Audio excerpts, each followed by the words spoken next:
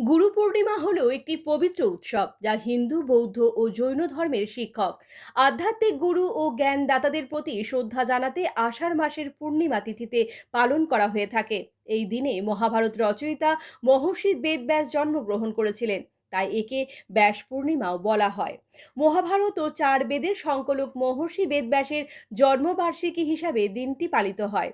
যোগ ঐতিহ্যে এই দিনটিকে দেবাদিদেব শিব বা আদি যোগী কর্তৃক সপ্তর্ষিদের প্রথম জ্ঞানদানের দিন হিসাবে মানা হয়। আবার বৌদ্ধ ধর্মে এই দিনে গৌতম বুদ্ধ তার প্রথম উপদেশ দিয়েছিলেন। বৌদ্ধরা বুদ্ধের প্রথম বাণী প্রচার এবং জৈনরা মহাবীরের প্রথম শিষ্য গ্রহণের দিন হিসাবে এটি মানে।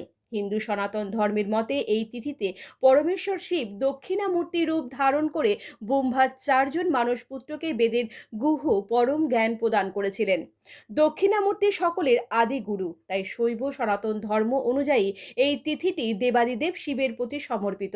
তাই শিব জ্ঞান প্রদান করে মোক্ষ লাভের পথ প্রদর্শনকারী মনুষ্যরূপী গুরুদেবকেও শিবের প্রতিরূপ হিসাবে পূজা, শ্রদ্ধা, কৃতজ্ঞতা ও সমর্পণ ভাব ব্যক্ত করা হয়ে থাকে।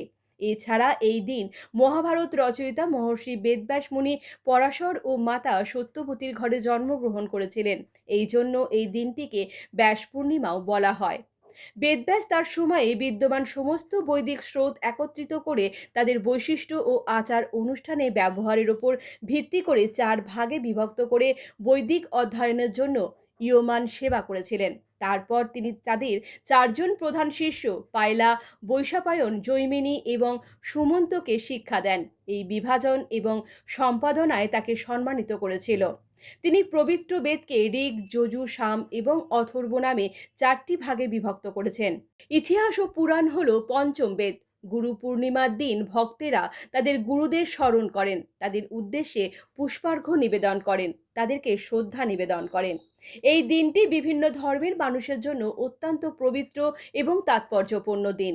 শাস্ত্রমতে গুরু হচ্ছেন মানুষের পথপ্রদর্শক। মানুষের প্রথম গুরু হচ্ছেন তার মা, এরপর আসেন বাবা। যে ব্যক্তি তাকে শিক্ষা দেন তিনি হচ্ছেন শিক্ষাগুরু। আবার ধর্মের বিষয়ে যে ব্যক্তি তাকে পথ প্রদর্শন করেন তিনি হচ্ছেন দীক্ষাগুরু। মানুষের প্রথম গুরু হচ্ছেন তার মা। মায়ের কাছ থেকে সে প্রথম শিখতে শুরু করে।